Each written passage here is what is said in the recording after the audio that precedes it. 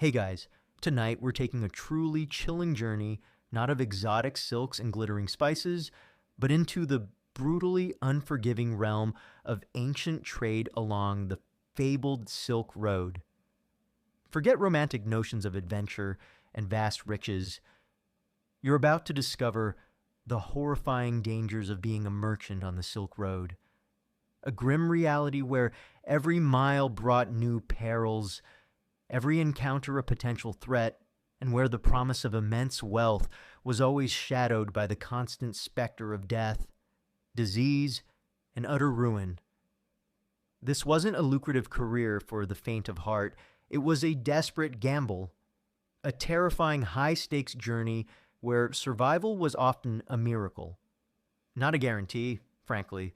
You probably wouldn't survive the first week on the road without longing for a safe, if impoverished, life at home.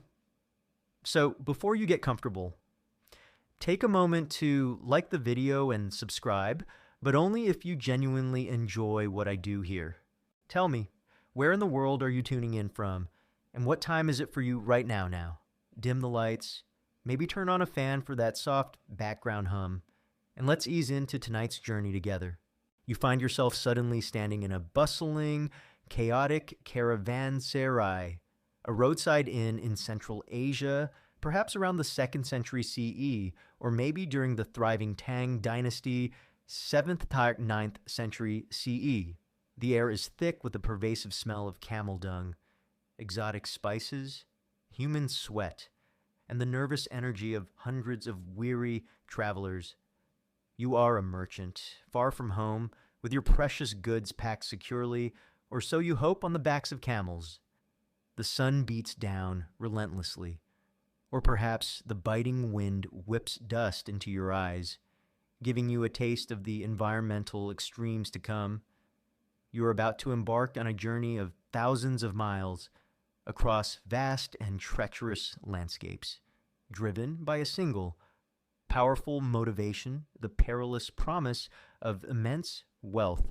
The allure of the Silk Road was undeniable. It offered the opportunity to trade goods that were incredibly rare and valuable in distant lands. Silk from China, spices from India, precious stones from Afghanistan, furs from Siberia, gold from Rome. These commodities could fetch astronomical prices, promising unimaginable riches for those brave or desperate, enough to undertake the journey. For many, this was the ultimate gamble, a chance to escape poverty, build a fortune, and secure their family's future, perhaps even achieving a level of prosperity and social status that would be impossible in their home villages. Imagine the tantalizing vision of dazzling silks and glittering gold, driving you forward despite the gnawing fear. It truly sucked to be lured by such dangerous dreams. However, this promise of wealth was inextricably linked to immense, horrifying risks. The Silk Road was not a single paved highway. It was a vast, sprawling network of caravan tracks, mountain passes, and desert routes, stretching for thousands of miles across diverse and often hostile terrains. The journey itself was a prolonged act of endurance, pushing human and animal limits to their breaking point. Your decision to become a merchant on this perilous route was rarely a casual one. For some, it might have been an inherited family business, a trade passed down through generations, making you a part of a long lineage of risk-takers. For others, it was a desperate plunge into high-stakes entrepreneurship, driven by the desire to escape crushing poverty, unpayable debts, or social stagnation. You might have invested every last coin, borrowed heavily from moneylenders, or even sold off family heirlooms to acquire your initial stock of goods and finance your expedition. The higher the potential reward, the greater the initial investment, and thus, the more desperate your need for a successful journey. The composition of your caravan would also influence your journey. You wouldn't travel alone. A single merchant was easy prey. You'd be part of a caravan Shangdui, a traveling group of merchants, guards, guides, and animals. Camels were paramount, capable of carrying heavy loads and enduring harsh conditions. The size of your caravan might vary from a few dozen people and camels to massive expeditions involving hundreds, or even thousands, of animals and men. The larger the caravan, the theoretically safer, but also the slower and more logistically challenging. You were reliant on the strength and cooperation of your fellow travelers, whose motivations might be as desperate and varied as your own. It truly sucked to stake your life on strangers. The preparations for the journey were meticulous and incredibly arduous, consuming months of planning and significant capital. You had to acquire goods, sourcing the right commodities that would fetch high prices at distant markets. This required market knowledge, trading skills, and significant upfront investment. Hire guides and guards essential for navigating treacherous terrain and defending against human predators. Trustworthy guides were invaluable, but expensive. Provision supplies, stocking enough food, water, and fodder for yourself, your men, and your animals for months. A colossal logistical challenge.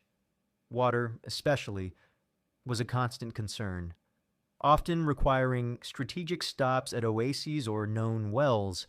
Prepare animals. Camels, donkeys, or horses had to be healthy, well-fed, and capable of enduring the immense physical strain of long-distance travel across varied climates.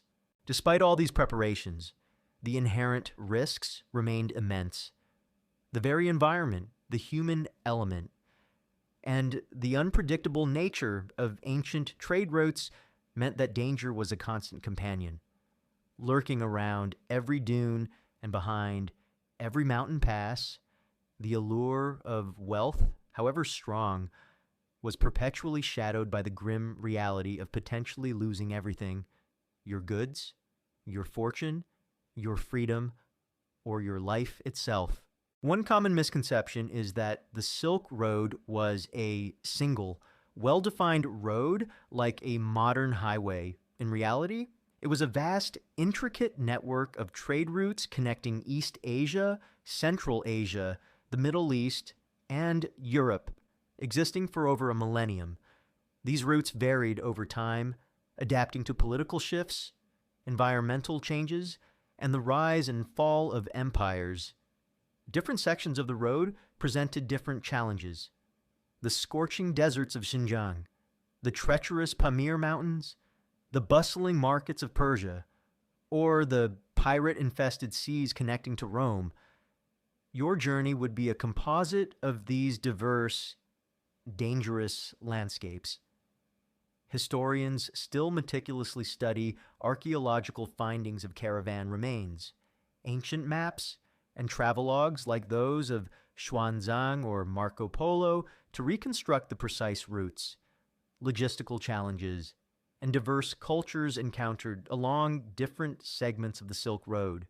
Furthermore, the very act of trading across such vast distances meant constant exposure to new diseases and unfamiliar pathogens for which you and your caravan had no natural immunity.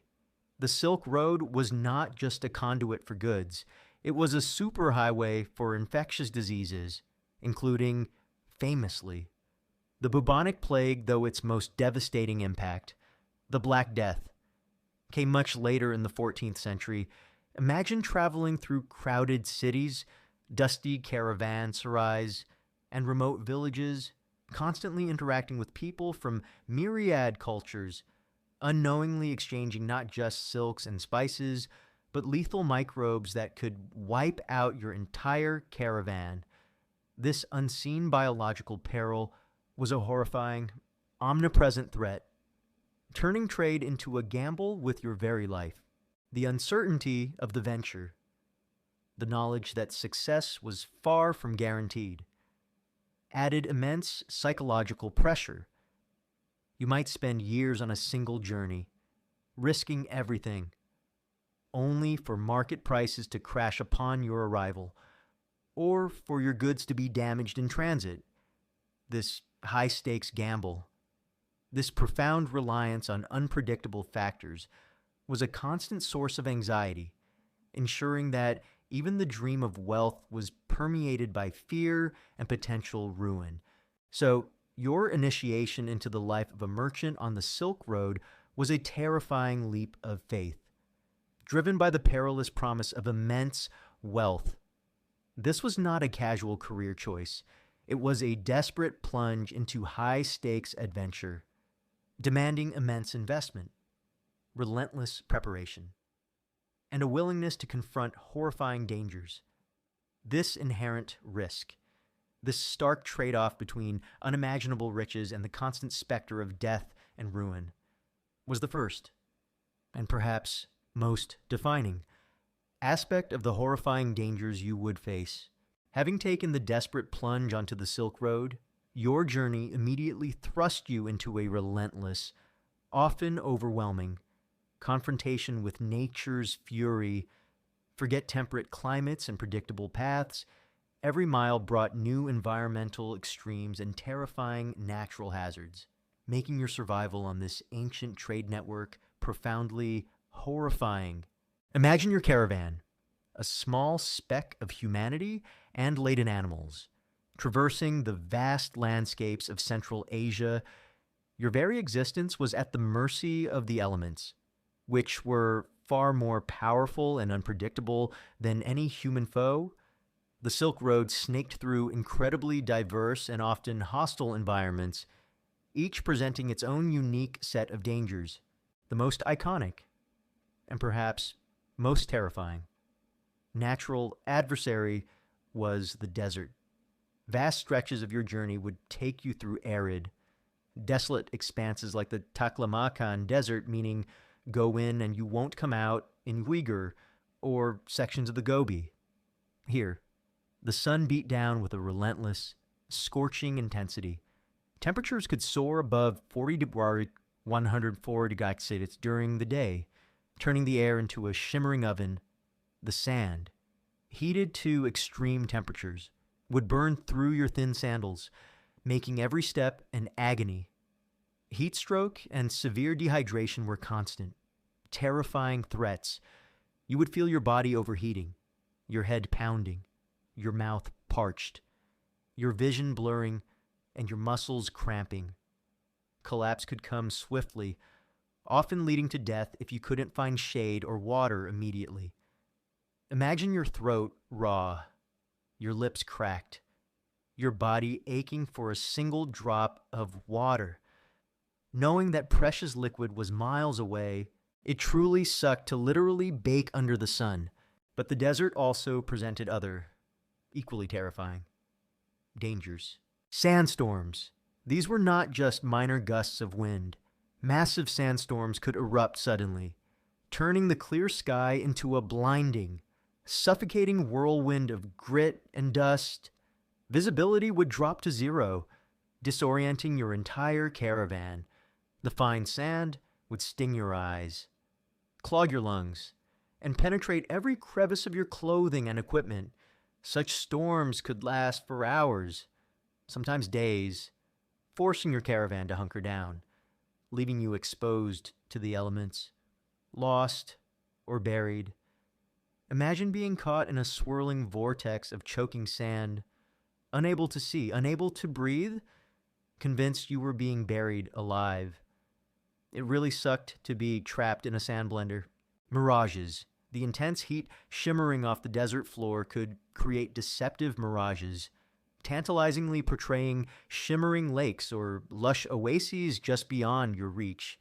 These optical illusions, while seemingly benign, could lead desperate, dehydrated travelers off course, pushing them further into the barren wilderness and closer to their agonizing demise. The psychological torment of seeing salvation only for it to vanish upon approach was immense. Sudden temperature drops desert nights, in stark contrast to the searing days, could become incredibly cold, with temperatures plummeting rapidly without adequate clothing or shelter. You risked hypothermia or severe chills, especially if you were already weakened by the day's heat and dehydration. This extreme diurnal temperature variation constantly stressed your body, making true rest elusive.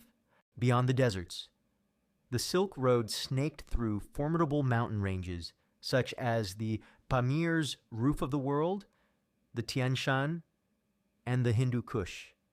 These presented a different set of horrifying challenges. Extreme cold and snow in winter. These mountains were blanketed in deep snow and ice. With temperatures far below freezing, you would traverse treacherous passes, battling biting winds, blizzards, and avalanches. Frostbite was a constant danger, leading to blackened, dead tissue and the permanent loss of fingers or toes. Hypothermia could silently claim lives, turning shivering travelers into frozen corpses. Imagine your limbs growing numb, your body trembling uncontrollably, knowing that a moment's rest could mean freezing to death. It really sucked to literally freeze your assets off. Thin air at high altitudes. The air becomes thin and oxygen depleted. This would make every step an immense struggle, leaving your lungs burning and your head pounding. Altitude sickness could lead to dizziness, nausea, headaches, and in severe cases, dangerous swelling of the brain or lungs. Treacherous terrain, mountain paths were often narrow, winding, and incredibly unstable. Prone to rockfalls and landslides, a single misstep by a laden camel or a weary traveler could send them plummeting down a sheer cliff face. Rivers swollen by meltwater or rain would rage through valleys, requiring perilous fordings or lengthy detours. This constant physical exertion, combined with the extreme danger of the terrain, made mountain crossings an agonizing ordeal that sometimes stretched for weeks. It really sucked to have every path be a death trap. And then there were the monsters of the wilderness, not mythical creatures, but the very real dangers of wild animals. While rarely directly attacking a large, organized caravan, smaller groups or lone stragglers could fall prey to wolves, wild dogs, or even large cats in more remote, forested mountain regions. Scorpions and venomous snakes were a constant threat in arid and rocky environments, their bites leading to agonizing pain, severe illness, or death without proper anti-venom, which was non-existent. Imagine resting in your crude camp, always vigilant for unseen dangers lurking in the shadows. It truly sucked to share your campsite with predators. One common misconception is that the Silk Road was a safe, well-marked route due to its importance. In reality, large portions were undeveloped, relying on natural features and existing local paths. While some sections had guard posts or caravanserai, these were often far apart, leaving vast stretches of wilderness where travelers were utterly exposed to the elements and natural hazards. The very length and diversity of the routes meant that merchants had to be prepared for an astonishing range of environmental threats, often with rudimentary gear and limited knowledge of the precise local conditions. Historians still meticulously study archaeological findings from Silk Road sites, including remnants of encampments, animal bones, and geological data, to reconstruct the precise environmental challenges and their impact on ancient travelers, confirming the pervasive, often deadly, natural perils. Furthermore, the psychological toll of constantly battling nature's fury cannot be overstated. The endless sun, the biting colds, the suffocating sandstorms, the treacherous mountain passes, these would erode your spirit, leaving you perpetually fatigued, anxious, and vulnerable to despair. You lived with a constant awareness of your own insignificance in the face of such overwhelming natural power, transforming the journey into a profound existential struggle. This relentless assault from the environment itself made every mile a terrifying gamble for survival. The sheer unpredictability of those natural phenomena also contributed to the horror. A sudden blizzard in the mountains, an unexpected sandstorm in the desert, or a flash flood in a dry riverbed could appear without warning, trapping your caravan and wiping out supplies, leaving you stranded and utterly at the mercy of the elements. This lack of control over your environment, this constant awareness of unforeseen natural catastrophes, added another layer of profound anxiety to an already brutal existence. So, your life as a merchant on the Silk Road was defined by a constant, horrifying battle against nature's fury. The scorching deserts, the treacherous mountains, the extreme temperatures, and the lurking wildlife all conspired to make every mile a perilous dance with death. This relentless assault from the natural world was a defining, profoundly horrifying danger, ensuring that the allure of Silk Road wealth was always overshadowed by the immediate, omnipresent threat of the untamed elements. Even as your caravan battled nature's fury and its ever-present environmental threats, your life as a merchant on the Silk Road was perpetually overshadowed by a far more insidious and direct danger, bandits, and warlords. Forget any semblance of law and order. The vast, ungoverned stretches of the ancient trade routes were rife with human predators, making every encounter a terrifying gamble for your goods, your freedom, and your very life, thus profoundly horrifying. Imagine your journey through the desolate plains of Central Asia or the winding passes of the Hindu Kush. While your caravan might be large, it was still a rich prize in a world where wealth was concentrated and easy targets were rare. The threat of bandits was constant. These were not always organized armies. They could be desperate local tribesmen, renegade soldiers, or simply opportunistic outlaws preying on vulnerable travelers. They lurked in narrow defiles, hidden valleys, or behind sand dunes, waiting for the perfect moment to strike. It truly sucked to be a walking ATM in ancient times. The tactics of bandit attacks were brutal and swift. They would often strike with overwhelming force, ambushing your caravan from multiple directions using bows, javelins, and swords. Their goal was to quickly neutralize your guards, paralyze your caravan, and seize your precious goods. Imagine the sudden chaos arrows raining down, the shouts of attackers, the panicked cries of camels, and the clash of steel as your hired guards desperately tried to form a defense. Your heart would pound with raw terror, knowing that your life and your fortune hung in the balance. If your caravan was overwhelmed, the consequences were dire. You would face robbery, the primary goal. All your precious goods, the silks, spices, and jewels you had painstakingly acquired and transported would be brutally seized. Your entire investment, your years of effort, and your family's future would vanish in an instant, leaving you utterly destitute. Violence and injury, resistance would be met with brutal force. You might be severely beaten, stabbed, or maimed. Bandits were not always interested in killing quickly. They often inflicted injuries to incapacitate or to teach a brutal lesson. Imagine the searing pain of a sword slash, or the crushing blow of a club, knowing that proper medical care was thousands of miles away. Kidnapping and ransom. If you were a wealthy merchant, you might be kidnapped and held for ransom. Your captors, often ruthless and desperate, would send messages to your family or business partners demanding immense sums for your release. This could lead to a prolonged, terrifying captivity, marked by starvation, torture, and the constant fear that your family might not be able to pay, leading to your eventual execution. Imagine being chained in a dark, foul-smelling cave, constantly fearing for your life. Your only hope, the distant promise of ransom. It really sucked to be worth more dead than alive.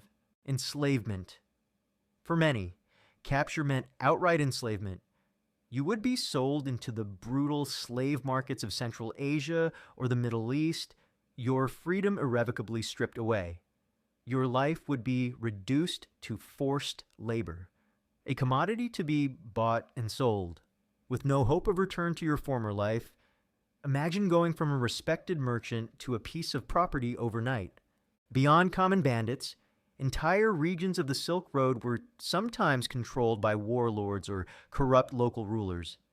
These figures, often operating outside the direct control of distant empires, would levy exorbitant taxes, tolls, or protection money from passing caravans. Refusal to pay would result in your goods being seized or your caravan being attacked by their private armies. This formalized extortion, masquerading as legitimate taxation, was a constant drain on your profits and a pervasive source of frustration. Imagine having to pay off a succession of petty tyrants, each demanding a piece of your hard-won wealth, knowing you had no recourse. It really sucked to be legally extorted. The lack of centralized law enforcement across the vast stretches of the Silk Road meant you were largely on your own. Empires like the Chinese, Persian, or Roman might maintain garrisons at key checkpoints or border regions, but the vast stretches between them were often lawless. Offering no protection from these human predators, your safety depended entirely on the strength of your armed guards, the cunning of your guides, and sheer luck. This pervasive lawlessness, this constant threat from armed men, created an atmosphere of profound insecurity. One common misconception is that the Silk Road was always well protected by powerful empires, while empires like the Han and Tang dynasties in China, and later the Mongol Empire, did at times exert control over significant portions of the road and provide some security. These periods were interspersed with long stretches of political fragmentation, local conflicts, and pervasive banditry. Even during periods of strong imperial control, remote sections remained dangerous. The effectiveness of imperial protection often varied greatly by region and by the strength of the central government. Historians still meticulously study archaeological findings of ancient fortifications along the Silk Road, as well as contemporaneous travelogues and military reports, to understand the precise levels of security and the prevalence of banditry in different eras and regions, confirming the pervasive nature of these human threats. Furthermore, the threat of betrayal from within your own caravan was also a chilling possibility. Guides, guards, or even fellow merchants, driven by greed or desperation, might conspire to rob or betray you to bandits. Trust was a dangerous luxury in such a high-stakes environment, forcing you to be perpetually vigilant, even among those you relied upon for your safety.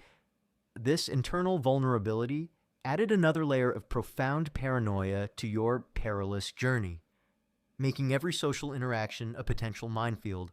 The psychological toll of constantly facing such human predators would be immense. You would live with perpetual anxiety, always scanning the horizon, always assessing strangers, always ready for a sudden attack. Sleep would be restless, plagued by nightmares of ambush and violence.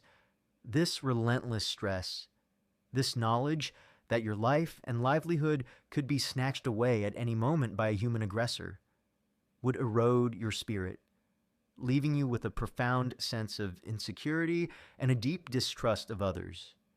Your journey was not just a physical endeavor, it was a constant battle against human malevolence. The ultimate irony was that the very wealth you sought to acquire made you a target. Your valuable goods, intended to bring prosperity, instead attracted danger, turning you into a walking magnet for violence and exploitation. The allure of immense profit was inextricably linked to the terrifying reality of potential ruin at the hands of desperate men. So, your life as a merchant on the Silk Road was defined by a constant, Horrifying battle against bandits and warlords. Every mile brought the terrifying threat of violent robbery, kidnapping, or enslavement at the hands of human predators. This pervasive lawlessness, coupled with the systemic extortion by corrupt local rulers, was a defining, profoundly horrifying danger, ensuring that the allure of Silk Road wealth was always overshadowed by the immediate, omnipresent threat of human malevolence. Even as your caravan battled nature's fury and its human predators, your life as a merchant on the Silk Road was perpetually threatened by an even more insidious and pervasive enemy disease and death. Forget heroic struggles, the invisible. Relentless killers of illness and infection claimed more lives than any bandit's blade, making your journey profoundly horrifying. Imagine the constant, gnawing anxiety that would settle over you with every cough, every fever, every ache in your body. You were constantly exposed to a bewildering array of pathogens for which your body had no natural immunity.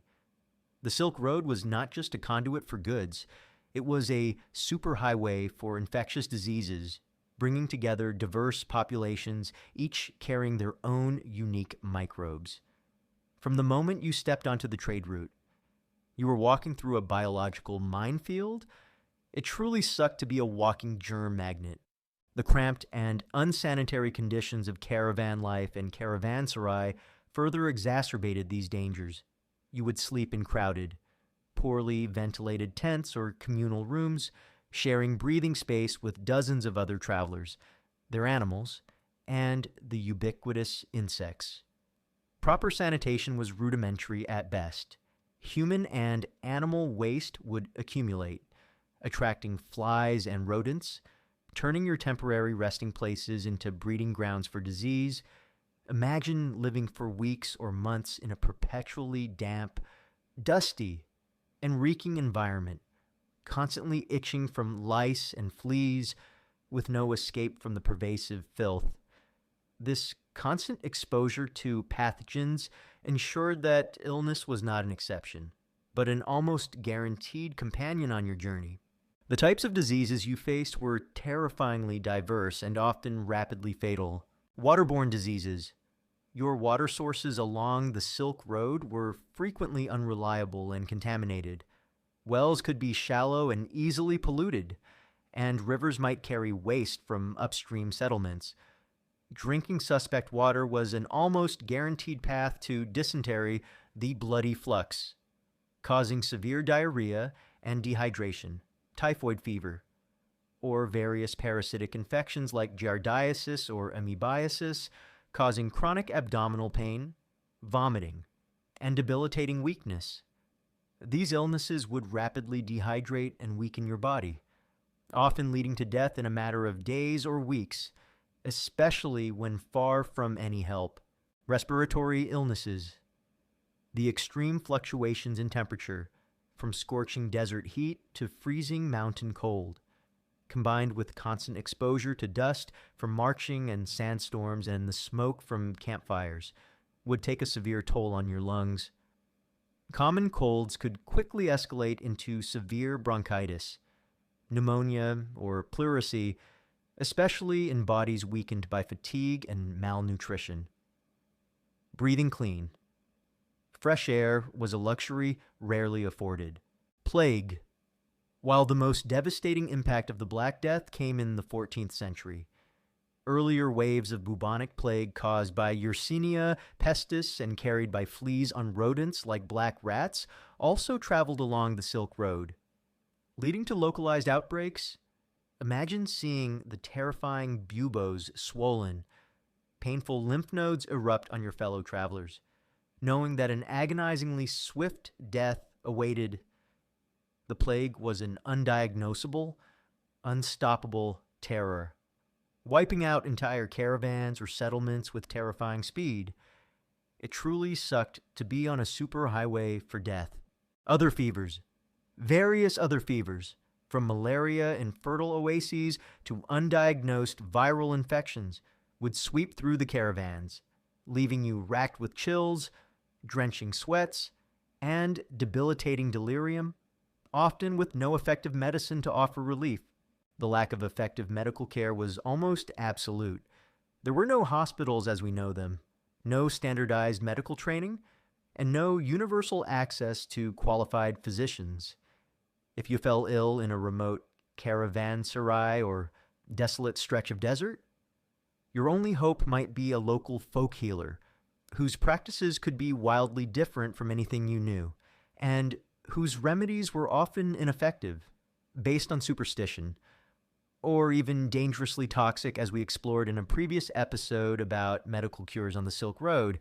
You were putting your life in the hands of strangers, guided by beliefs and traditions completely foreign to your own, gambling your survival on desperate and often unproven methods. It really sucked to gamble your life on snake oil. Injuries, too, were a constant threat and often became deadly due to infection. A sprained ankle from a treacherous mountain path, a broken bone from a fall off a camel, or a deep cut from a bandit attack, without proper antiseptic care or antibiotics. These seemingly minor injuries could quickly fester. Wounds would become inflamed, swollen, and filled with pus, often leading to gangrene or fatal sepsis, a systemic infection that would cause organ failure and agonizing death. Many merchants and their guards who survived encounters with bandits succumbed days or weeks later to infections that would be easily treatable today. Imagine a small cut on your hand, an inevitable part of manual labor, turning into a swollen, agonizing, and potentially deadly infection, slowly consuming your limb. The constant exposure to unfamiliar food and water also contributed to disease. Your diet, often monotonous and reliant on dried or preserved goods, lacked essential vitamins and minerals, leading to chronic malnutrition like scurvy or anemia that further weakened your immune system and made you more susceptible to illness. The psychological toll of constantly battling sickness, of watching your fellow travelers suffer and die, and of knowing that your own body was always at risk, would be immense. This pervasive atmosphere of illness and death eroded morale, fostered despair, and made every journey a grim countdown to the inevitable. The allure of treasure faded before the stark reality of your body's slow decay. One common misconception is that ancient people had simple, robust immune systems better suited for their environment. In reality, they were constantly battling a wide array of pathogens, and their lifespans were significantly shorter due to the prevalence of infectious diseases. The Silk Road, by bringing together diverse populations, exacerbated this problem, acting as a historical incubator for new and deadly epidemics. Archaeological evidence from Silk Road sites, including human remains, often shows a high incidence of skeletal markers for chronic infections and nutritional deficiencies, confirming the devastating impact of these widespread health challenges on travelers. Historians still meticulously study these archaeological findings, as well as ancient medical texts and travelogues, to understand the precise prevalence and impact of various diseases and injuries on merchants and travelers along the Silk Road. Furthermore, the lack of public health infrastructure like proper hospitals or quarantine measures meant that once a disease outbreak began, it often swept through entire caravanserai or towns, leaving no escape. You were dependent on the immediate resilience of your own body and the rudimentary knowledge of local healers. With little hope for systematic intervention, this inherent vulnerability made every illness a profound personal crisis. So, your life as a merchant on the Silk Road was defined by a constant, terrifying battle against disease and death, the pervasive unsanitary conditions, the constant exposure to diverse pathogens, and the devastating lack of effective medical care ensured that illness was an almost guaranteed companion on your journey. Claiming more lives than any bandit's blade, this horrifying reality transforming every mile into a profound gamble with your life, was a defining and profoundly horrifying danger, ensuring that the allure of Silk Road wealth was always overshadowed by the immediate, omnipresent threat of invisible killers, even as your caravan battled relentless diseases and the lurking threats of injury. Your daily food and water on the Silk Road presented their own pervasive miseries. Forget abundant, fresh provisions. Your sustenance was a constant struggle against scarcity, spoilage, and pervasive contamination, making every meal a terrifying gamble and your existence profoundly horrifying. Imagine the constant gnawing of hunger, a dull ache that rarely left you. Your daily diet was monotonous and meager, consisting primarily of hardtack tough, dry biscuits, dried meat, and sometimes, if you were lucky, a small portion of dried fruit or nuts. Fresh fruits and vegetables were incredibly rare luxuries, almost impossible to carry for long journeys across deserts and mountains without spoiling. This meant your body was perpetually craving vital nutrients, operating on the bare minimum required for survival. Not for optimal health or strength, it truly sucked to be constantly hungry. Even after you ate, food spoilage was a constant, terrifying enemy. Without modern refrigeration or airtight packaging, preserving food for weeks or months on the road was a desperate art. Hardtack and dried meat, while relatively stable, these could still become moldy if exposed to dampness, or infested with weevils and other insects. Imagine finding your precious hardtack riddled with insect larvae, but having no choice but to pick out the worst bits and consume it anyway, knowing the risks. Rodents like rats and mice, ever present in caravanserais and storage areas, would constantly threaten your supplies, gnawing through sacks and leaving behind the disease-carrying droppings. Dried fruits and nuts. These could also become rancid or infested if not perfectly sealed and stored in dry conditions. Water. Perhaps the most critical and dangerous commodity? You would carry water in leather flasks, lagini, or ceramic jars, but these supplies would quickly deplete. Finding reliable, uncontaminated water sources along the route was a constant, desperate challenge. Wells could be shallow and easily polluted by human or animal waste. Rivers might carry waste from upstream settlements. Stagnant oasis pools could harbor countless pathogens. Drinking suspect water was an almost guaranteed path to waterborne diseases like dysentery, typhoid fever, or various parasitic infections. These would lead to severe diarrhea, agonizing stomach cramps, and rapid dehydration, often proving fatal in remote areas without medical aid. Imagine your agonizing thirst, knowing that every sip might seal your doom. It really sucked to be thirsty, but fear the water. This constant risk of contamination meant that every bite you took, every sip of water, was a potential gamble with your life. You were perpetually exposed to harmful bacteria, viruses, and parasites that thrived in the unsanitary conditions of ancient travel. Your body, already weakened by chronic malnutrition and physical exertion, had little defense against these unseen enemies. You were literally playing Russian roulette with your rations every day. It truly sucked to gamble your health on every meal. The logistics of supplying a large caravan were monumental and often strained to their breaking point. Imperial authorities or wealthy merchants might nominally provision expeditions, but corruption, theft, and the sheer difficulty of transporting fresh food over vast distances meant that shortages were common. You were always aware that your supplies were finite and that every consumed ration brought you closer to potential starvation. This constant pressure on supplies ensured that hunger and thirst were never far away. Even in times of seeming plenty, the psychological toll of perpetual hunger, thirst, and the fear of spoiled food was immense. It eroded your spirit, dulled your mind, and reduced your existence to a primal's obsession with the next meal, the next sip of water, the constant gnawing ache in your stomach, the parched dryness of your mouth would consume your thoughts, leaving little room for anything else beyond basic survival instincts. This state of chronic deprivation would turn you into a listless, desperate shell of your former self, often leading to a profound sense of hopelessness and apathy, a mental escape from the relentless physical torment.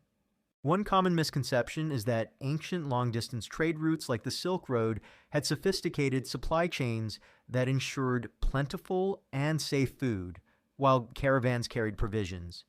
And caravans offered some respite. The sheer distances, varied climates, and the lack of modern food preservation and sanitation technologies meant that reliable, uncontaminated food and water were constant challenges. The prevalence of foodborne and waterborne diseases among travelers and local populations along the Silk Road is well documented in historical accounts and archaeological evidence, confirming the pervasive nature of these dangers. Historians still meticulously study the various forms of food preservation, yaiji, jaiji, desiccation, salting, fermentation used along different segments of the Silk Road, and analyze historical travelogues for descriptions of diet and health conditions, revealing the grim reality of ancient provisions. Furthermore, the act of preparing your food added another layer of misery. There were no ready-made meals. You would have to gather fuel, often scarce in deserts, start a fire difficult in windy conditions, and prepare your meager rations. This consumed precious hours of rest that your body desperately craved after a day of marching, even when food was available. The effort required to make it edible, and the knowledge that its safety was questionable, made the entire process a continuous battle against exhaustion and potential illness. The extreme fluctuations in food availability, often swinging from temporary abundance after a successful trade or reaching a well-provisioned city to acute scarcity during long desert crossings or when ambushed, created a cycle of stress that further impacted your health. Your body was constantly adapting to periods of deprivation, followed by brief moments of satiety, a challenging metabolic cycle that often led to digestive issues and weakened overall resilience. So, your life as a merchant on the Silk Road was defined by a constant, agonizing battle against food and water scarcity and pervasive contamination. You were perpetually hungry, constantly thirsty, and slowly wasting away from malnutrition, all while performing arduous physical feats. This relentless deprivation, coupled with the terrifying risk of consuming spoiled or contaminated provisions, was a defining, profoundly horrifying danger, ensuring that your path to wealth was paved not just with your footsteps, but with the pervasive agony of persistent hunger, the quiet despair of constant thirst, and the ever-present threat of deadly foodborne illness. Even as you battled relentless environmental threats, human predators, and the insidious ravages of disease and scarcity, your journey as a merchant on the Silk Road forced you to confront a different, equally formidable challenge: the cultural chasm. Forget universal understanding. Navigating diverse cultures, unfamiliar laws, and pervasive distrust in a multitude of languages made every interaction a potential minefield, and your very existence profoundly horrifying. Imagine crossing a border, leaving one empire or tribal land for another. Suddenly, the language spoken around you shifts, the customs change, the local laws, the accepted forms of greeting, the very way people conducted business, all could be wildly different from what you knew.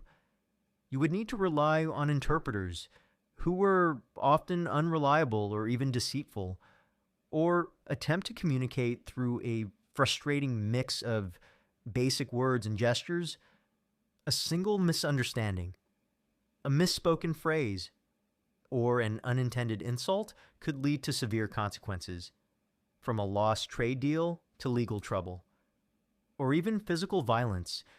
It truly sucked to be lost in translation. The diversity of cultures along the Silk Road was immense.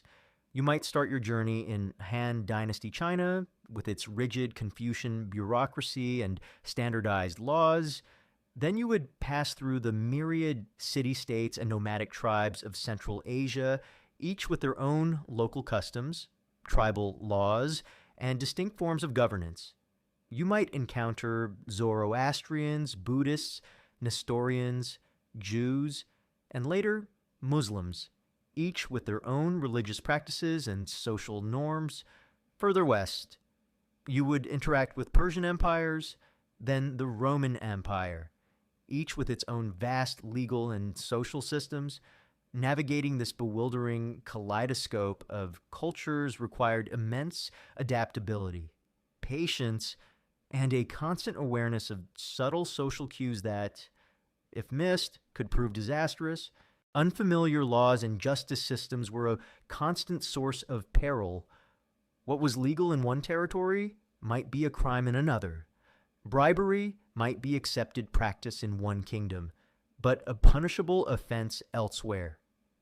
Contracts made under one legal framework might not be recognized in another. If a dispute arose, a disagreement over goods, a debt unpaid, or a perceived offense, you would be at the mercy of local justice, which could be arbitrary, corrupt, or simply incomprehensible. There were no international courts, no universal legal protections for merchants. Imagine facing a local magistrate whose laws you didn't understand, his judgments dictated by customs you couldn't comprehend, and your translator perhaps deliberately distorting your words. It really sucked to be tried by rules you didn't know. Pervasive distrust was also a constant companion.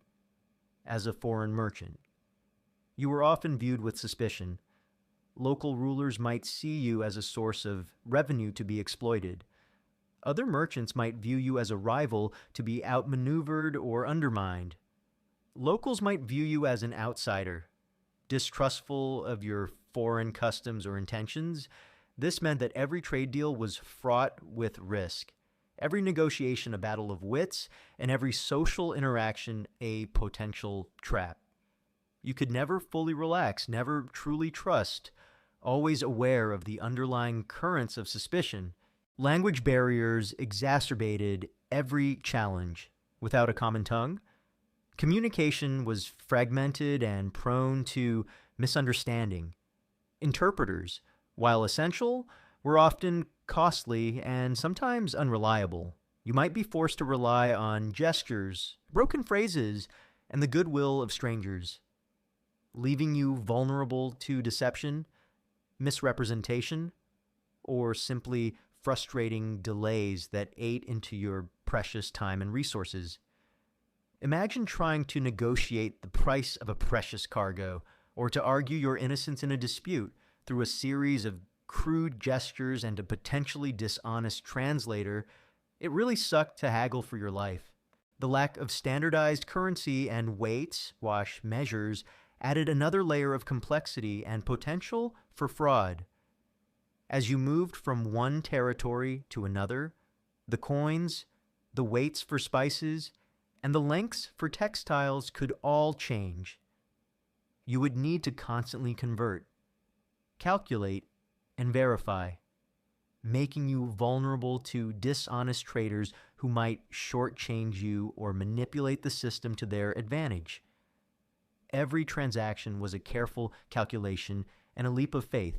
One common misconception is that the Silk Road fostered universal peace and understanding between cultures due to trade. While it certainly facilitated cultural exchange, and trade could build bridges, it also brought different legal systems, religious beliefs, and political interests into direct contact, often leading to friction, misunderstanding, and conflict.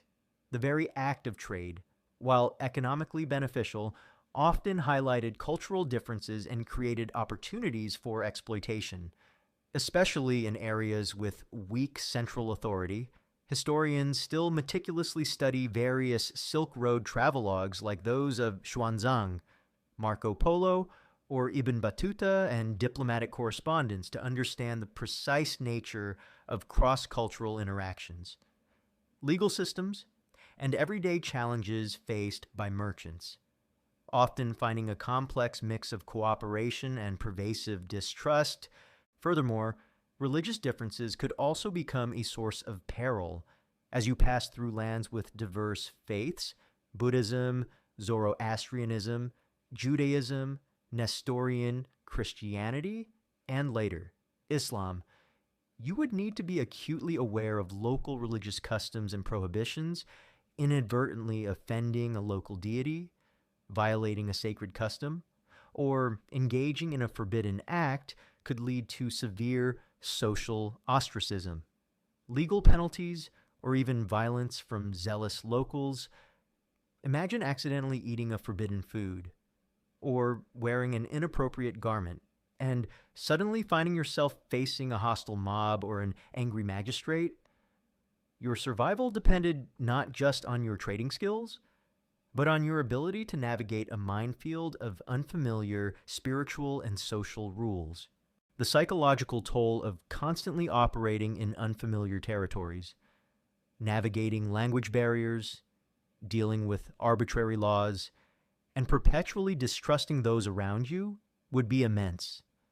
You would live with a constant sense of unease, your mind perpetually engaged in assessing threats, analyzing social cues, and trying to decipher the true intentions of strangers.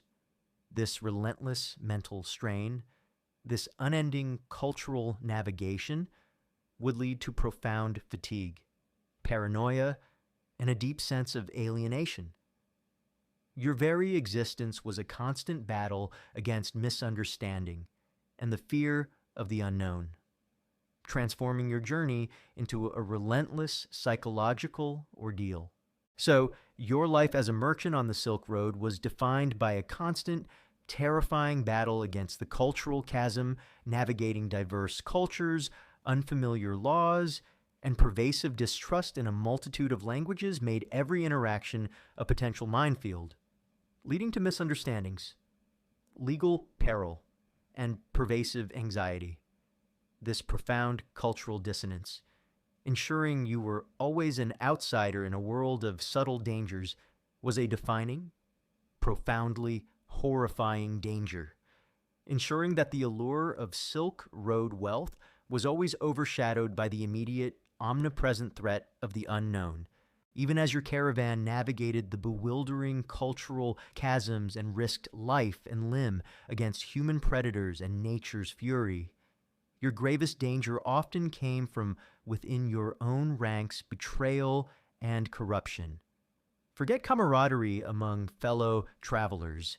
The pursuit of wealth on the Silk Road often led to insidious plots and profound betrayals from your supposed allies, making your very existence profoundly horrifying. Imagine the constant tension that hummed beneath the surface of your caravan, a subtle paranoia that eroded trust and fostered perpetual vigilance. You were traveling with others, relying on them for safety in numbers, for shared labor, and for mutual support against the immense dangers of the road. But the very allure of the Silk Road's wealth, the immense value of your cargo, created a powerful temptation that could corrupt even the strongest bonds. It truly sucked to be betrayed by your friends. Betrayal could come from various sources within your own caravan: dishonest guides, your guides, who knew the treacherous routes, the hidden oases, and the local customs, were indispensable, however. An unscrupulous guide, bribed by bandits or rival merchants, could deliberately lead your caravan into an ambush, abandon you in the wilderness, or simply misdirect you to his confederates who would then rob you. Imagine trusting your life to a man who, with a polite smile, was secretly leading you to your doom. The knowledge that the one person who knew the way could also be leading you astray was a chilling source of anxiety. It really sucked to trust your life to a liar. Corrupt guards. The armed guards you hired were your primary defense against bandits. But guards, too, could be bribed by powerful warlords or rival merchants to look the other way during an attack, or even to actively participate in ambushing your own caravan, a sudden, suspicious lack of resistance during a raid, or a strange accident in camp could signal a deeper treachery. This meant you had to constantly assess the loyalty of the very men sworn to protect you. A terrifying gamble with your life and fortune. Rival merchants within the caravan. Even your fellow merchants traveling alongside you could be a source of insidious danger. Driven by greed, they might subtly sabotage your animals, spoil your goods, or spread false rumors about your caravan's route or cargo to rival bandit groups. The competition for profits was fierce, and some might resort to any means, however despicable, to eliminate a competitor. Imagine sharing a campfire with someone who secretly wished for your ruin, or even your death. Disgruntled servants or porters.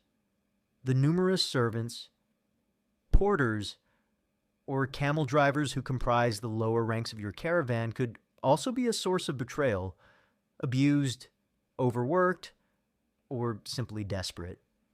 They might conspire to steal portions of your cargo, flee with valuable items, or even betray your caravan's location to bandits in exchange for their freedom or a share of the loot. Their desperation could turn them into dangerous, unpredictable enemies. Corruption permeated various levels of interaction along the Silk Road, further eroding trust and making your journey precarious. Local officials, customs agents at border crossings, or even leaders of caravan sarai could demand exorbitant tolls or bribes if you refused. Your caravan could be delayed indefinitely, your goods inspected until they spoiled, or you might face trumped-up charges. You were perpetually navigating a gray area between legitimate fees and outright extortion with little recourse. Imagine having to pay off a succession of corrupt officials, knowing your profits were being systematically siphoned away, and that a single refusal could lead to your ruin. It really sucked to be extorted at every stop. The pervasive lack of centralized authority and clear legal frameworks across vast stretches of the Silk Road amplified these dangers. While major empires might maintain some control near their borders, the intermediate territories were often a patchwork of local chieftains, nomadic tribes, and independent city-states, each with their own rules. If any, this meant there was no overarching legal system to protect you from betrayal or corruption. If you were robbed or betrayed in one territory, seeking justice in the next might be impossible, or simply too costly and dangerous. Your recourse was often limited to your own strength, your cunning, and your willingness to retaliate, rather than any formal legal process. One common misconception is that all participants in Silk Road caravans were united by a common interest in safe passage. While cooperation was vital for survival against natural and external threats, the immense value of the goods and the high stakes involved also fostered a climate of intense competition and suspicion among individual merchants and their retinues. The pursuit of wealth could easily override loyalty or ethical considerations, leading to internal conflicts and acts of betrayal. Historians still meticulously study medieval travelogues like those of Arab geographers or Chinese Buddhist monks who documented their journeys and legal texts when they exist for specific regions to understand the precise nature of internal caravan dynamics, revealing frequent accounts of disputes, theft, and occasionally outright betrayal among traveling companions. Furthermore, the psychological toll of constantly distrusting those around you would be immense. You would live in a perpetual state of paranoia, always assessing the loyalty of your guides and guards, scrutinizing the actions of your fellow merchants, and wondering if the friendly face across the campfire was secretly plotting your ruin. Sleep would be restless, plagued by nightmares of ambush or betrayal, this relentless mental strain. This inability to truly relax or confide in anyone would erode your spirit, leading to profound anxiety, suspicion, and a deep sense of loneliness.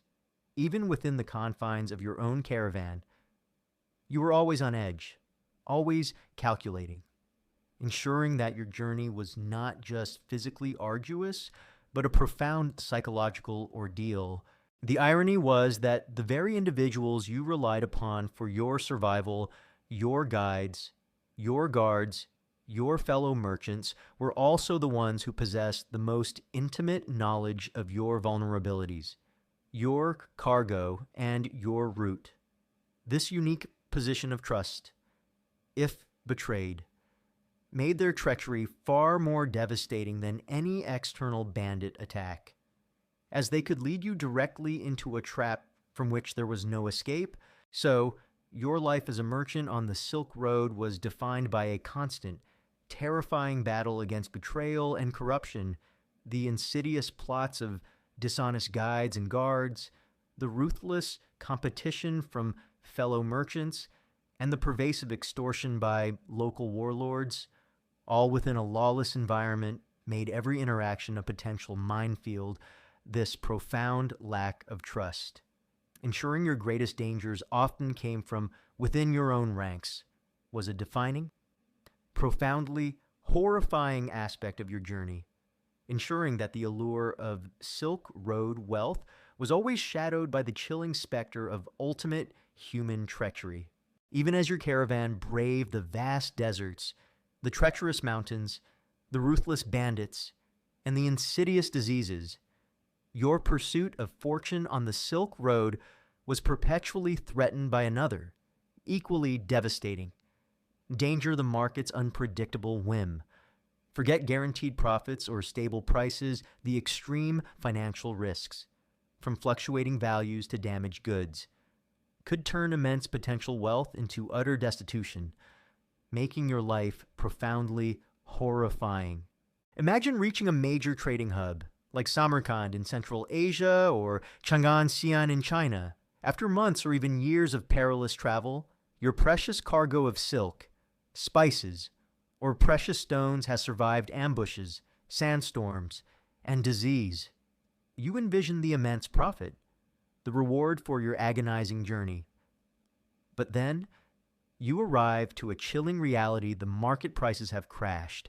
A new caravan arrived before you, flooding the market with silk, or a political upheaval has disrupted demand for your spices, or a new mine has been discovered, devaluing your precious stones. Your immense investment, your desperate gamble, is suddenly worth a fraction of what you expected. It truly sucked to be financially ruined by a rumor. The volatility of ancient markets was immense and largely unpredictable. There were no global stock exchanges, no real-time price updates, no complex financial instruments to hedge your risks. News traveled slowly, often taking months to reach distant trading centers, a war breaking out 1,000 miles away, a sudden change in imperial fashion, or a new discovery of a resource could dramatically alter prices by the time you arrived. You were operating on old information, making every major transaction a terrifying leap of faith. Imagine investing your entire life savings in a cargo of rare spices, only to find them worthless upon arrival. Your dreams of fortune evaporating in an instant. Damage to goods was another constant, terrifying financial risk. Your precious cargo, meticulously packed, was still vulnerable to the rigors of the journey. A sudden sandstorm could rip apart bales of silk, exposing them to sand and sun. A camel's fall in the mountains could smash delicate porcelain. Prolonged dampness in a swampy region could mold spices or rot furs. A bandit attack, even if repelled, might leave your goods plundered or destroyed. Any damage, however small, represented a direct loss of profit. Chipping away at your already precarious margins, imagine losing a quarter of your most valuable silk. Knowing that it might plunge you into debt for years, it really sucked to literally have your money dry rot, theft, and loss. Even within your own caravan or at caravanserai were also pervasive risks that directly impacted your bottom line. Guards could be bribed, porters might pilfer small items, or unscrupulous innkeepers could allow goods to be stolen from supposedly secure storage, given the sheer value of many Silk Road commodities. Even minor thefts could represent significant financial setbacks. Proving such theft and recovering your losses would be incredibly difficult in lawless territories. The lack of reliable insurance further compounded these risks. While some rudimentary forms of mutual aid or collective responsibility might exist within a caravan, there was no concept of modern insurance to protect your investment against loss from natural disasters, banditry, or market fluctuations.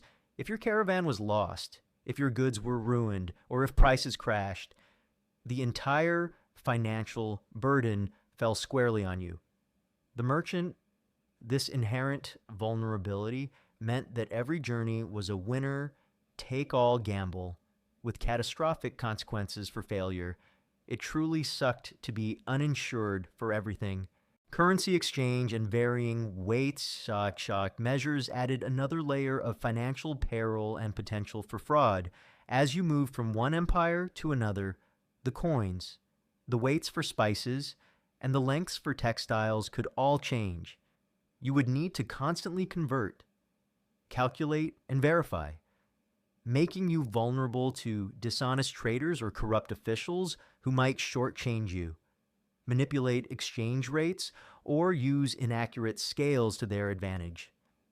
Every transaction was a careful calculation and a leap of faith, where a tiny error or deliberate deception could erase significant profits. Imagine trying to conduct complex financial transactions across multiple currencies and measurement systems. Without a calculator or even trustworthy scales, it really sucked to feel constantly ripped off. One common misconception is that all merchants on the Silk Road became fabulously wealthy. While there were certainly immensely successful traders, the vast majority faced immense risks, earned modest profits if any, and often struggled with debt and losses. The allure of immense wealth was often just that, an allure, drawing in many who would ultimately succumb to the numerous dangers of the road and the vagaries of the market. The high number of merchants embarking on these journeys indicates the powerful promise of wealth. But the harsh realities often dash such hopes. Historians still meticulously study ancient trade contracts, market records when surviving, and legal documents, e.g., concerning bankruptcy or fraud from various Silk Road trading centers to understand the precise financial risks, profit margins, and common challenges faced by merchants, often finding a high rate of failure and pervasive financial precarity. Furthermore, the long duration of the journey itself meant that your capital was tied up for months, sometimes years. This opportunity cost meant you couldn't invest your money elsewhere or take advantage of more immediate local opportunities. You were financially committed to a single, high-risk venture with a long waiting period for any potential return. This extended financial exposure increased the overall risk of your venture. As more time meant more opportunities for things to go wrong, the psychological toll of constantly battling such extreme financial insecurity would be immense. You would live with perpetual anxiety, always calculating risks, always worrying about market shifts, and always fearing the catastrophic loss of your entire investment. The knowledge that your family's future, your personal honor, and your very livelihood rested on the unpredictable whims of distant markets and treacherous roads, would create a profound sense of stress and despair. Every profit was fleeting, every loss devastating, ensuring that your journey was not just physically arduous, but a relentless psychological torment driven by financial desperation.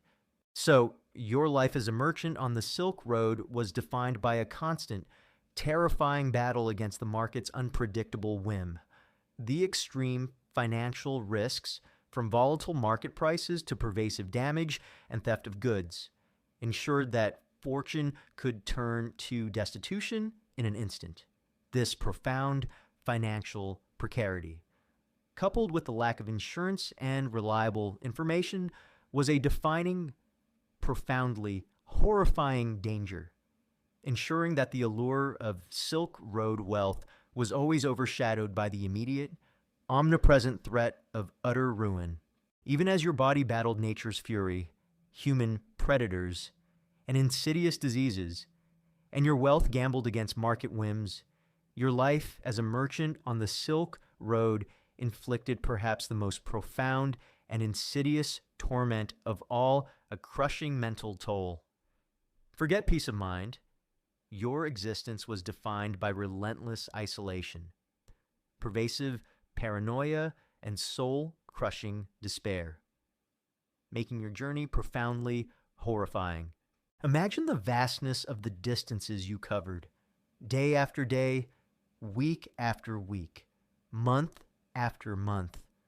You would traverse endless stretches of desolate desert, towering mountains, or featureless plains. The landscape, while sometimes awe-inspiring, was often monotonous and isolating, stretching your senses and testing your endurance.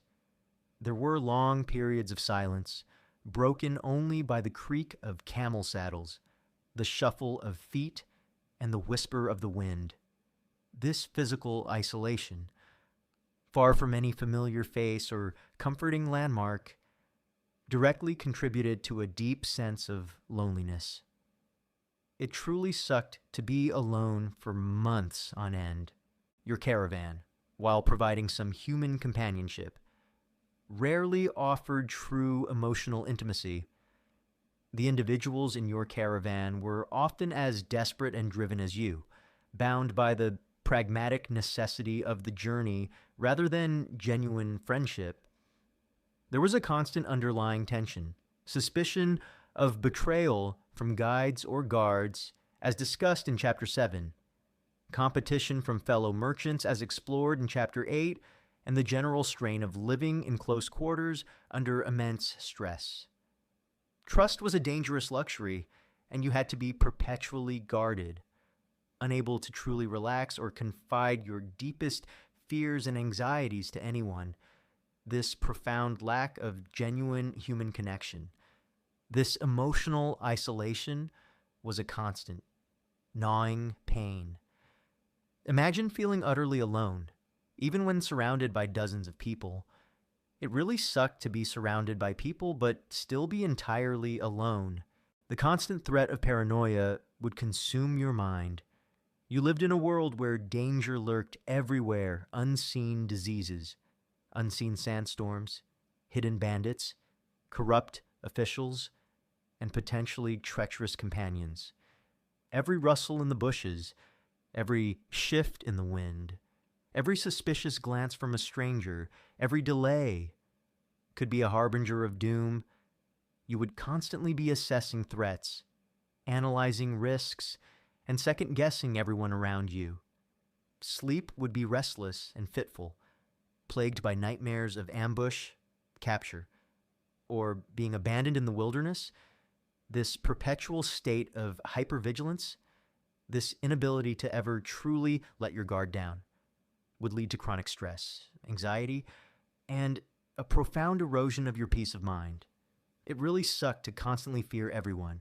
The sheer uncertainty of the journey was a major source of mental anguish. You never truly knew what lay ahead. Would the next oasis have water Would the mountain pass be clear of snow? Would the market prices be favorable upon your arrival? Would bandits lie in wait? Would an epidemic sweep through the next caravanserai? This relentless unpredictability, this constant leap into the unknown, would create a pervasive sense of dread and helplessness. Your future was a terrifying blank slate, and you were utterly powerless to shape it. The lack of communication with home further deepened your despair. There were no letters, no instant messages, no way to know if your family was safe, if your children were well, or if your investments back home were secure. You embarked on a journey of months or years, effectively vanishing from the lives of your loved ones, and they from yours.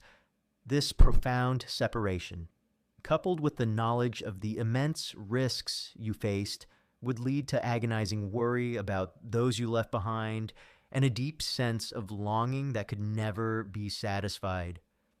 Imagine the torment of missing your family, knowing you might never see them again, with no way to even send a message. It really sucked to literally have no contact with your family for years. The psychological toll of enduring such continuous hardship, isolation, and fear would manifest in various ways.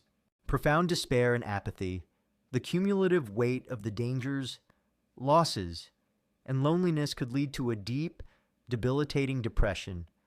You might lose all motivation, all sense of purpose beyond mere survival, becoming a hollowed-out shell. Mental deterioration, chronic stress, sleep deprivation, and the extreme conditions could contribute to cognitive impairment, memory problems, and a general dulling of your senses and intellect.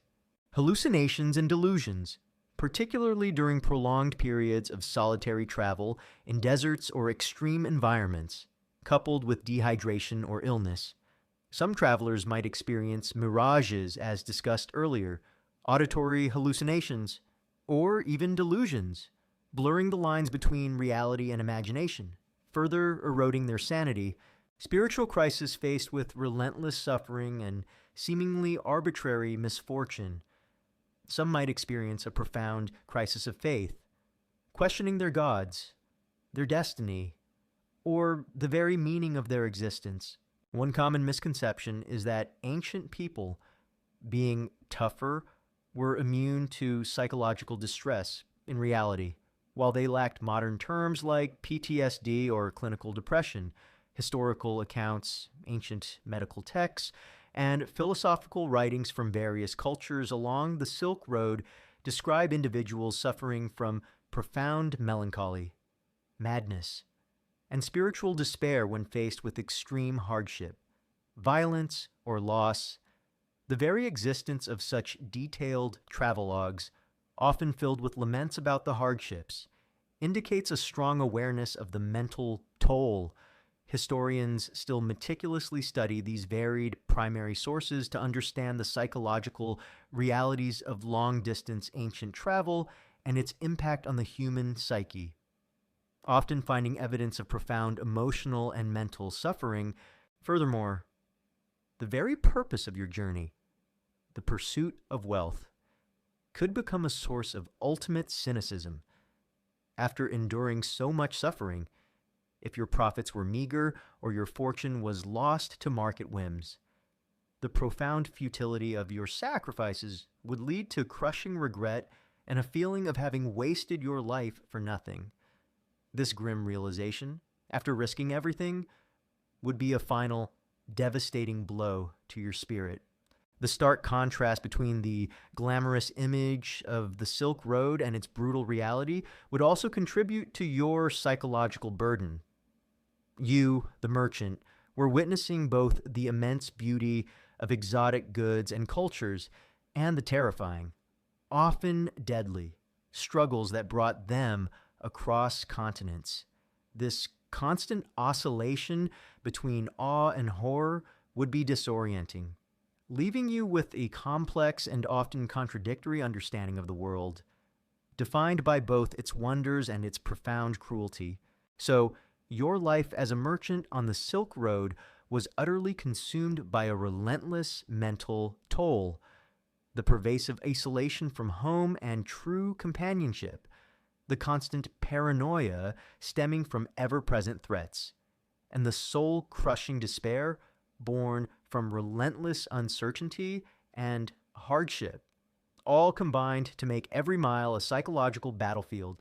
This profound, insidious erosion of your peace of mind was a defining, profoundly horrifying danger, ensuring that the allure of Silk Road wealth was always overshadowed by the immediate, omnipresent threat to your sanity and spirit.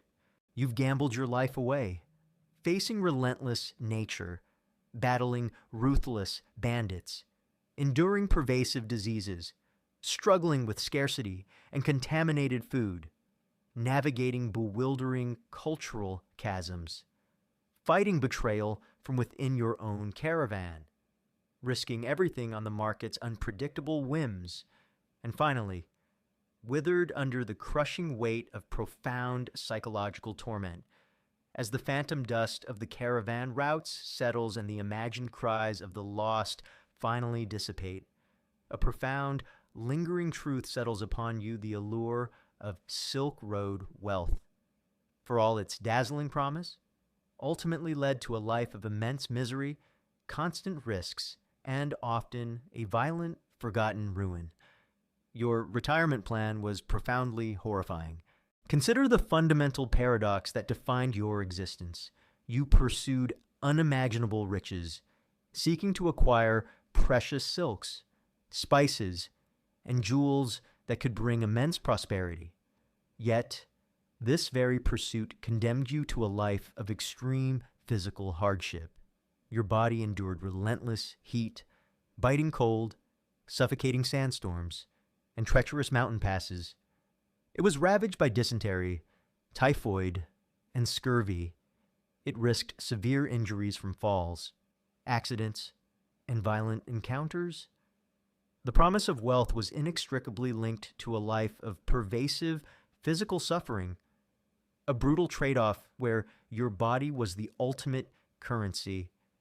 It truly sucked to risk everything for a few shiny objects. Then there's the unrelenting human danger. You lived in a world where lawlessness often reigned. Bandits lurked in every shadow, ready to ambush and rob you, kidnap you for ransom, or simply kill you. Corrupt local warlords and officials extorted exorbitant tolls, stripping away your profits. Even within your own caravan, betrayal from dishonest guides, guards, or fellow merchants was a constant threat, turning your supposed allies into potential enemies. This pervasive human malevolence meant that every encounter was a gamble, every interaction a source of suspicion, ensuring that your pursuit of riches was a constant battle against the darker side of human nature. And what about the crushing mental and emotional toll? Your life was one of profound isolation, cut off from your family and any semblance of normal human connection. You lived in a perpetual state of paranoia, unable to truly trust anyone, constantly on edge. The immense uncertainty of the journey, the unpredictable weather, the volatile markets, the ever-present threat of danger bred a pervasive sense of anxiety and despair. You battled loneliness, homesickness, and the profound psychological decay that came from a life of constant threat and moral ambiguity. Your spirit was consumed by vigilance, leaving little room for peace or joy. It really sucked to literally pay with your sanity. Finally, the grim reality of your end. For most merchants on the Silk Road, the retirement plan was far from idyllic.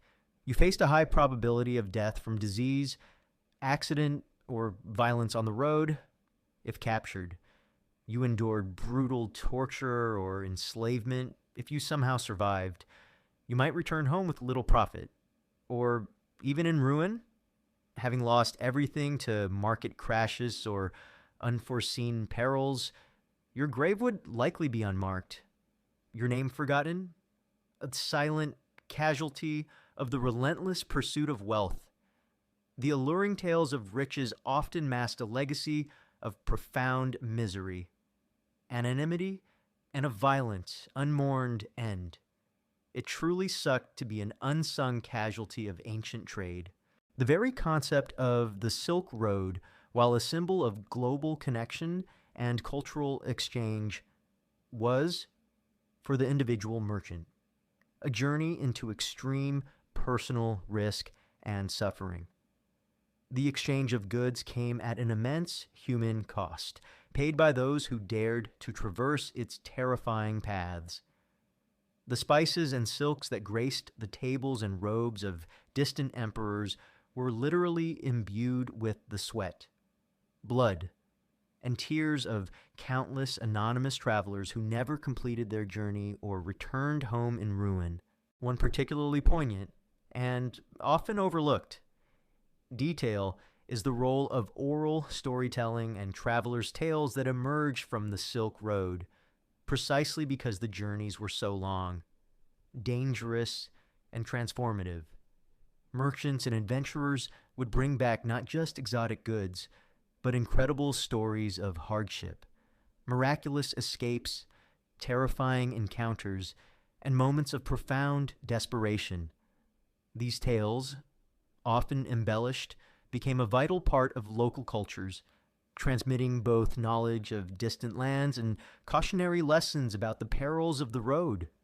Your personal suffering, even if anonymous in history, contributed to this rich tapestry of human experience, shaping the folklore and understanding of a vast, dangerous world.